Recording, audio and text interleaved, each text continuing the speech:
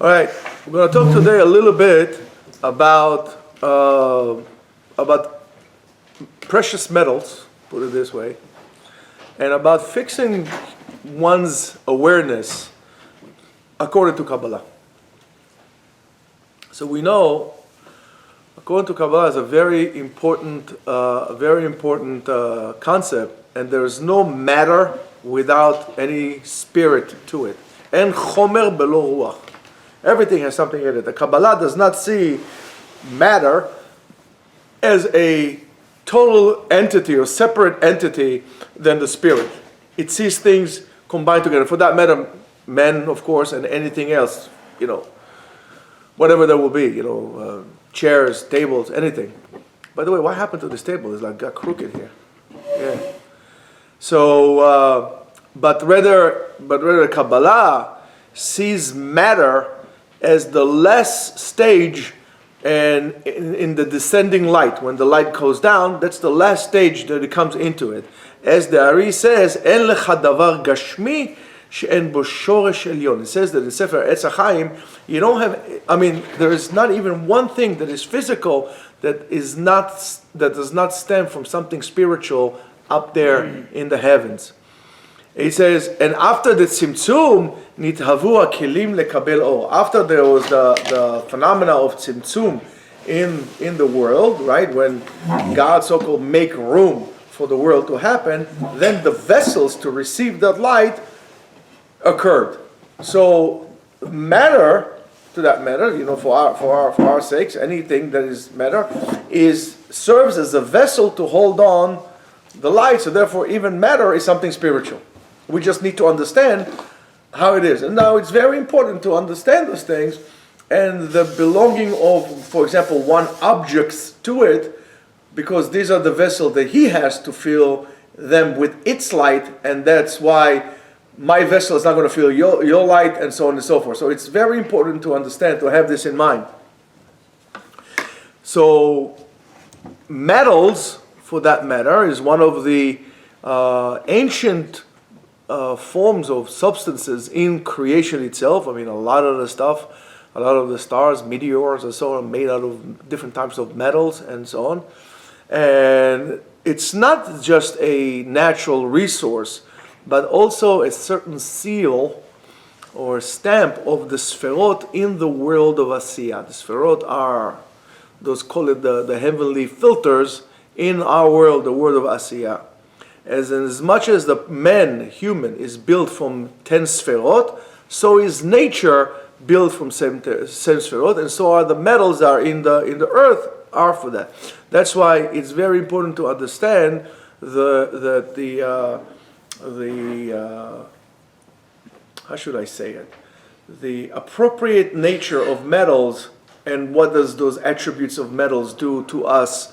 And it's not just symbolic, but if you're going to look at it, if you understand how they associate, it's not just this metal is this attribute and that metal is that, but rather it's a map, it's a roadmap of fixing, of tikkun, that's what we're looking to do so. The Ramak Sefer Pardes Rimonim sees the sferot, for example, as what we call it, certain qualities within your soul yourself. And it says, I'll talk about it in Pardes Rimonim. He writes, Asferot enan chutz la'adam, ela midot hanhagato. The sferot are not something outside of the human body, but rather certain attitudes and attributes in which he conducts himself with, and that's why how he lives his life. That's why metals, and by the way, this is not a new age thing, right? We're not talking about crystals and stuff like this, but rather I'm trying to tell you something that you find it a lot in the Zohar, and mainly in the Zohar, and also in the other writings, as I said before, of the Ramak and the Ari and so on and so forth. So therefore, metals are also certain qualities that are, let's say, engraved in the spirit of the person himself. So if we're going to talk about the first upper sferot, right? So above matter, any matter, there's going to be, of course, the sphera of Keter. Keter, crown, which is above metal. The crown is not even metal at all. It is the root of our will, what we call shoresh haratzon, which is the Ein Sof touches the endless, touching the whatever it is an end to. Ein Sof touches the Sof. Every metal was able to form, as we said earlier, only after there was a tzimtzum, and the tzimtzum is the boundaries of where things actually happen, and Keter came before the tzimtzum. Keter existed before the tzimtzum. That's why it says, "Let machshavat tfisa beklal." You can't even understand it. You can't even comprehend it. Even if you're going to be the smartest human being with 500 IQ, you're not going to be able to understand what happens in the realm of Keter, because it's beyond your ability to understand, because you are confined. We are all confined within the boundaries of our reality. So that's by the way, but the Zohar writes, and Keter is the source of this alchemy, but it does not take a part of it. It's just above and separated from it. So now we have to go further down. So we're going to talk about the Sfera of Chokhmah. Chokhmah is? Wisdom, intellect, wisdom, which is a spontaneous light. Chokhmah is a sparkling light, something that sparks, right? And it says, Kebarak hamavrik min ha'en. It's like a lightning that shines from nowhere, right? Like lightning in the sky. All of a sudden there's this discharge of electricity. Light bulb. Oh, like a light bulb, yeah. So that's chokhmah, and does not have a permanent metal assigned to it, because it's just a split of a second, just a spark, right? Just a seed. The alchemists called it lux, which is a light that came before matter, right? And so that's what it is. It's just a spark. So then we're going to go to the level of, after chokhmah we have bina. Bina is basically intuition, understanding, and so on and so forth. So the Sfera of Bina is really is lead, and not Zeppelin, but lead, right? Which is this is where things start to ascend down. Descend, going down from those down to the world. So you need something heavy to bring it down. So that's Oferet, that's the lead. The lead is very heavy, it's very dark, and it really is really porous, and creates its own weight. So is Bina. Bina is the womb of all ideas. That's where all ideas start to come up, right? From Bina, right? If a person doesn't have any ideas, any thoughts, any new things, so he is stupid. Yeah. So because he doesn't have Bina. Bina is lehavin. Lehavin is to understand. A person is not able to understand, so he's missing with that. So, and this is where the light that comes down starts to take form and becomes a structure. Without Bina, there is no world. Without understanding things, there is no world. And many times we misunderstand many things. That's why our world falls apart. If you want to know why. But if a person gets stuck in Bina, and he doesn't progress beyond that, he sinks heavily like lead. He sinks down. And there is fear and worry and all the other things that come. That's a person that is stuck in Bina. In other words, he didn't move to another stage. We need to see how things actually fall down, cascade down. And when you stuck, there's stagnation. And that stagnation creates illness, whether it's physical, mental, emotional, and so on and so forth. You're going to tell me I sound too much like Chinese medicine? Well, I don't care what you say. But the idea is the idea. There are many roads that bring you up to the top of the mountain. The top of the mountain, everything is the same. In Chinese medicine, they understand that no illness in the human body comes unless there is stagnation of that vital force. They call it chi, we call it o, whatever it is, that comes down. If you get stuck, that's when the problem comes. And they include in that mental illness. Mental illnesses, they see as also as a phenomenon of that stagnation of chi that they believe. I don't know if for whatever reason, but one of the reasons probably is That's why you don't have a lot of psychiatrists in China, right? Maybe they can't afford it, but I don't know. But that's one of the reasons. They take care of it differently. So in order to fix the bina, right, we need to turn heaviness into understanding. Right? When a person is lethargic, is heavy, you need to switch it.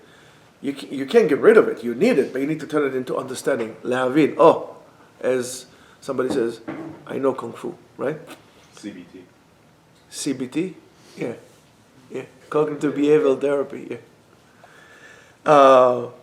Now, let's go further down. Now we're going to go to the right side, and we're going to go to the left side.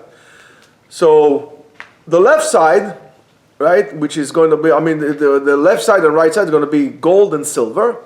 So we start with chesed, which is silver. Money, silver, it flows, right? It flows. And it reflects the light. Silver is usually shiny, it reflects the light, and it really divides without losing any of its grace. So is chesed. Right? So is chesed. It's giving and continuous giving that has no end to it.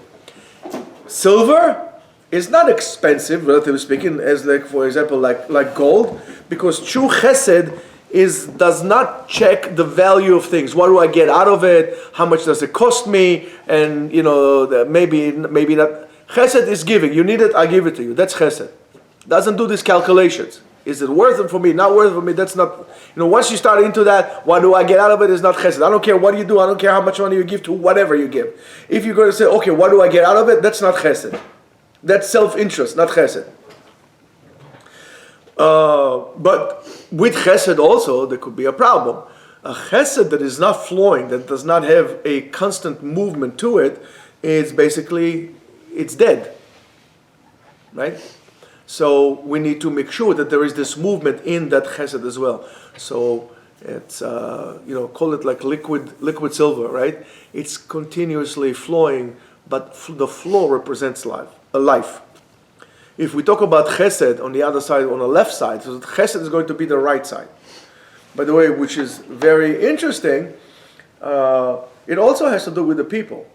Today is like, I don't know, it's more of like a fashion style, like what those people wear. But if you look, for example, at two significant Rishon LeZions in our recent time, one of them was Rabbi Ovadia Yosef Alav Shalom, and the other one was Rabbi Mordechai Eliyahu. Rabbi Ovadia Yosef was all about dinim, halachot, and so on and so forth. So his robe was all gold. Rabbi Mordechai Eliyahu was different. For him, it was all silver. Today they do silver, gold and silver. It's like already a style, but it also represents how those people were. One of the things we do, we always try to incorporate those things, and that's why I told you many years ago. One of the reasons that we have a silver cup for Shabbat is the chesed, which is silver, holds within itself, confined within itself, the wine, which is din. So we're confining the din with the chesed, and then we put the 3 drops of water to even sweeten the din. Not only to confine them, to actually sweeten them, we put the 3 drops of water, for those of you who do that. So all these things have reasons to it.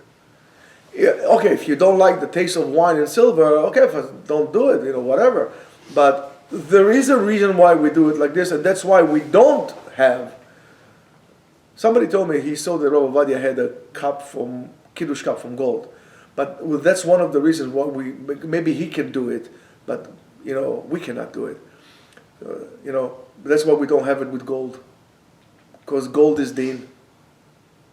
Gvura, so that's the right side, it's Gvura. So now,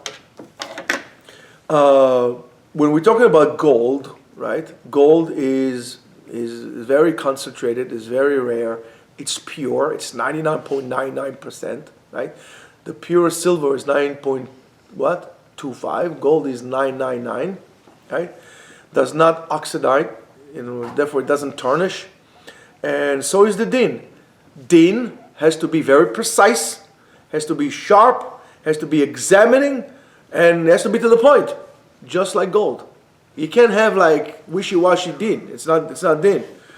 However, gvura that is not confined, gvura that is not metukenet, it burns you. It burns you. Gvura that is metukenet, that is fixed, actually lights and shines, like the menorah in Bet HaMikdash, like everything else in the Bet HaMikdash. That's why it says in the Zohar, Dina kashya tzarich mituk. When it's hard din, you need to sweeten it, you need to weaken the din. And that's why the Hasidim, based on the Kabbalah, have the peot, because the hair on top of your head, right here, is considered to be din. So that has to be short. The longer you have it, the more headaches you're going to bring to yourself, because it's more dinim. Here, the sides here are considered to be softer dinim. And the beard is chesed. And we connect the softer dinim, which we could fix, with the chesed, and that's called hamtakat dinim. That's why if you have peot, it's very nice that you have the peot. If you put behind the ears, you don't really do much. But, it still looks good and makes you feel Jewish. It's okay. But I'm just letting you know that even the way your hair is would contribute to your reality of life. Cut the top. Cut it. Get it shorter. So therefore, that's why we need to be metaken the dinim. Then we go into the middle. To the middle, so we have the chesed, we have the gvura, then we have the tiferet, which is right here in the center, which is the heart of alchemy. And tiferet, the metal that is associated with that is copper. Copper has inside of it redness, which is the din, the shyness, and so on and so forth, and also the chesed, right? And it's considered to be associated with the heart of balance, of rachamim, of mercy. Tiferet is the place where gold and silver unite. And this is what we call soda rachamim, the secret rachamim. Not giving up on the din, and not a overflow of chesed, but really true beauty. True beauty with everything is in balance. Tiferet is the level of emet, of the truth. The Pardes Rimonim says, Ha'emet krula michesed vedin ke'echad. The truth has to have both din and chesed in it. It's a very, very important point to understand. That the truth has both of them together in the same amount to create perfect balance. And now if you understand why we say HaKadosh Baruch Hu emet, v'torato emet, and his seal is emet, is because HaKadosh Baruch Hu created this world all blima on certain boundaries of perfect balance of everything together. Everything in the world, in the universe, is balanced. Problems comes when we interrupt the balance. And this is the when it says over there, when it says in Pardes Ribonim that the emet, the truth, includes both din and chesed as one, this is where we identify copper as tiferet as well. Then we go into the lower sferot. We go into the lower sferot, which is the other metals that are in play. For example, we have the sfera of Netzach. Netzach means eternity, right? Or also, as we spoke about it, of to win. And in order to win, you need 1095 steel, right? You need metal. You need iron. Like Iron City, you need iron, right? And what's the quality of iron? It's strong. It's penetrating. It could be a weapon, and it could be a shield. And Netzach is our ability to continue doing what we're doing. Netzach Israel lo yeshaker. The ability of the Jews to continue to persevere is truth, is the truth. And there's nothing you could do by lying to remove Jewish eternity. And when we're talking about Netzach, is to win the battle over time. To stand still when things get tough, when it's hard, not to bow down, to continue going. However, we need together something to soften the metal as well, because, right, metal without tiferet becomes violent. So we need to balance things out. So when everything comes, if it was just metal by itself, it will be violent. It will be, so we soften it down by funneling everything from tiferet down to it, giving that balance into the metal so we can make pots instead of making knives. And if we make knives, we know how to appropriately use them. You might see from here there is a certain common thread that will go through all this idea. The first one is everything has to be on balance. You have to be a very balanced person to live balanced life. To live balanced life would affect all your life. All your life. Everything that you do in your life has to be balanced. You can't be too hot-headed, and you can't be too cold about things. You can't drive too slow, or you can't drive too fast. You have to go with the things in balance. That's one thing. But the other thing is to be able to continue going. There has to be a constant flow. You have to keep on going. You have to keep on going. You can't stop. You can't stop. There is time for you to take a break. And that's going to be on Shabbat, which is very interesting to me, because people all week long want to rest. Come Shabbat, they want to work, which I don't understand. I mean, it's all upside down. It's really an upside down world. And that's what I'm trying to make you aware, is the need to be balanced. The need to be balanced. So now we're going to the other sphera, which is the sphera of Hod. Hod is splendor, right? Splendor. Which is going to be also associated with Aaron, right? So we said Aaron, that metal that associated is tin. And tin is very soft, is very flexible, it melts quickly. And therefore Hod represent anava, ability to listen, ability to accept not only somebody else's idea, but also to accept the person himself. Netzach without Hod is weakness. Netzach is going to be, Netzach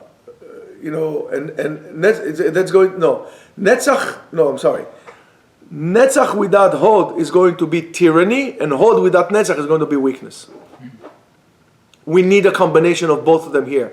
We need the iron, and we need the quality of the tin. Similar to what my teacher once told me. He said to me, you need to be like an iron fist wrapped in cotton. In other words, soft to touch, but strong. That represents Netzach and Hod together. So it's not just a combination of the balance between each sphera or quality by itself, but it's also how it is balanced with the other one right next to it, and the ones that come from above it. And you'll see that everything goes down. It's the same thing. That's why as a parent you got to be very careful, because your kids many times will be your mirror. Your kids will be your mirror. You want your kids to be good kids, to be good people?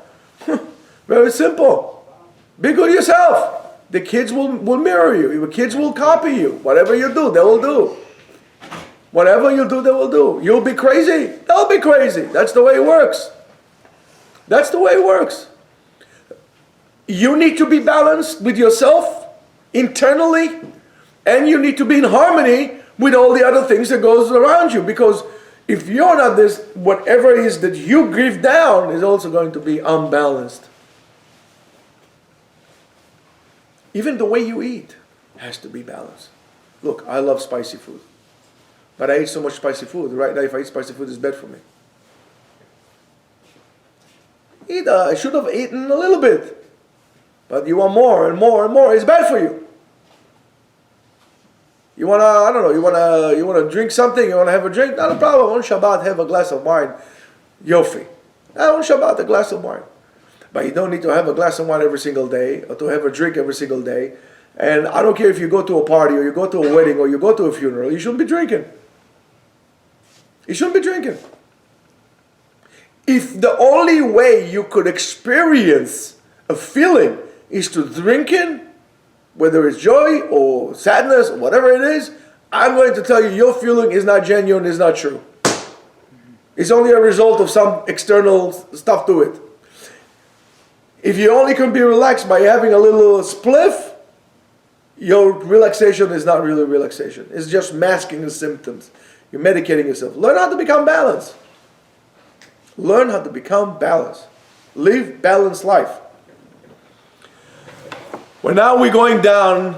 So from Netzach and Od, we're actually going down now to the middle. We're going down to Yesod. Yesod is Mercury. And Mercury is very liquidy, and it kind of runs away, or and it also connects between things. And Yesod by itself does not hold the Shefa, does not hold the abundance, but rather passes it through. He gives it over. Whatever comes down, he's like the if you look at the funnel, right? Yesod is the opening that goes all the way down. And this is where Kedusha is. The Kedusha will be either on Yesod, or the Kilkul will be in Yesod. And for us, most of the time, is the Gilui Arayot will come to associate with that. That's why fixing the Yesod is also foundation, is the foundation of all foundations, all tikkunim. All the tikkun of Yesod is the foundation of all. So you need to be able to fix it. You need to understand. In other words, you need to be a smooth vessel inside, in the quality of Yesod in you, that nothing would linger from everything that comes down to yourself. It needs to be completely let go. Completely let go. If you look at the human body, I mean, if you have certain organs in your body that you cannot completely empty, you're going to have a problem. You need to completely let it go. And then, of course, we go into, the bottom line, we go into Malchut. Malchut represents the earth. And earth represents, in this term, alloys, a mixture of things. Malchut is not one single metal, but rather a result. It receives, it fulfills, it brings back to reality of the person, to what it is. Whatever it is, whatever you got in, that's how it comes back. Because don't forget, there is a certain line that goes straight. If you look at the Sferot, the Etz Chaim, there is a straight line that goes all the way from Malchut to Keter, and yet from Keter to Malchut. And those three places, if we're going to represent the three capital sins that we all need to avoid at all cost, which is Gilui Arayot, right? Shfichut Damim, Avodah Zarah. And also, what do we have to do? Ma'achalot Asurot, right? Which is the Tiferet. Yesod is the Gilui Arayot, and Avodah Zarah is in your head. The influence, whatever funneled down, all the way down to Malchut, it's almost like this thing in parks, they used to have the thing that you smack like this, boom, and it goes all the way up. That's how it is. Whatever comes down, the sum of all things that will go down, eventually, as a whole, goes back up again, and then goes down again. And this is a cycle that keeps on going all the time. So, our world is considered to be Malchut. Of course, the question is, what kind of shefa, what kind of abundance goes down to it? So if you're going to look at the internal alchemy of the person, the Kabbalistic world is not really to be able to turn. We're not here talking about Middle Ages, magic and stuff like this. But so therefore we're not looking to turn lead into physical gold, but we are trying to take fear and turn it into understanding. We're trying to take deen, harsh judgment, and turn it into mercy and power. to turn into power, to take into responsibility, and matter to turn into meaning. And this is the secret of what it says, V'asu li mikdash v'shachanti betocham, betocham v'lo betocho, amongst them. So it's our journey to take all these qualities that are within us and the representation of what it is, and really make a decision, to make a choice of what to do with it. You want to go right with it, you want to go left with it, you want to do good with it, you're going to do bad with it. Whatever you decide, it's your choice. But that choice will define your reality as well. So if we're going to look if we're talking about metals, so right away we have to talk about a melting pot, right? Or forge, that you melt things inside of it. So mankind, humans, we are the forge of all the sferot among us. Every thought / metal, every feeling / alloy, every act / seal is within our ability to determine what will be its fate, what will be his fate. And the tikkun, the way to fix it, is really to bring up those metals, all these materialistic things, and to bring them back into the light, and to reveal and to understand that the light never left matter. That's why when you make money or you buy things, you need to ask yourself the question, is this a vessel that can hold my light, and is my light will be filled in this vessel or disappear in it? Excuse me, that's one of the secrets of living according to your means or even below your means, because you want to make sure that you're in a surplus, that you don't have such a big vessel that all your light goes in it and nothing comes out. Like most people do. They live above their means. They buy cars that they have to pay $2,000 a month on, and then another $700 in insurance a month, and then they cry they don't have money. That's why they have to steal. Why is that? Why is that? It's because the vessel that you had acquired to yourself was too big for your light. Your light was simply went in and disappeared. And so is to anything on your house. Your house, your clothing. You have to live below your means. Not over your means. Not above your means.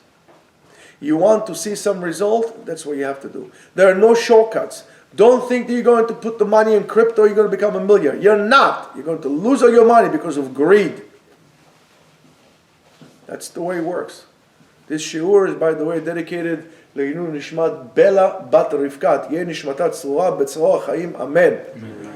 And if anybody could give you testimony about what I told you, is those people that are in the other world, what we call world Emet. So take it into your heart. Make a decision on everything you do. Before you buy anything, before you do anything, ask yourself these questions. Do I really need it? Is it going to be too much for me? When you see that we have, for example, too much, we become sluggish. We need to declutter our houses. And you think of all these things that you work so hard to get that you don't need. And then this declutterness causes you to become sluggish. You can't think because everything is a mess. You have stuff all over the place. This is overwhelming. Your light simply disappear in that. Your light disappear in chaos, in a mess, and you can't think right. And when you don't think right, you fail. Right now, we just finished with Hanukkah. It's the light, the holiday of lights. So let's make sure that the light of the truth, the light of balance, the light of the Torah will fill our life, and we'll be able to reach the appropriate tikkun, to see Mashiach Tzidkenu, b'mera b'yamenu. Amen. Amen.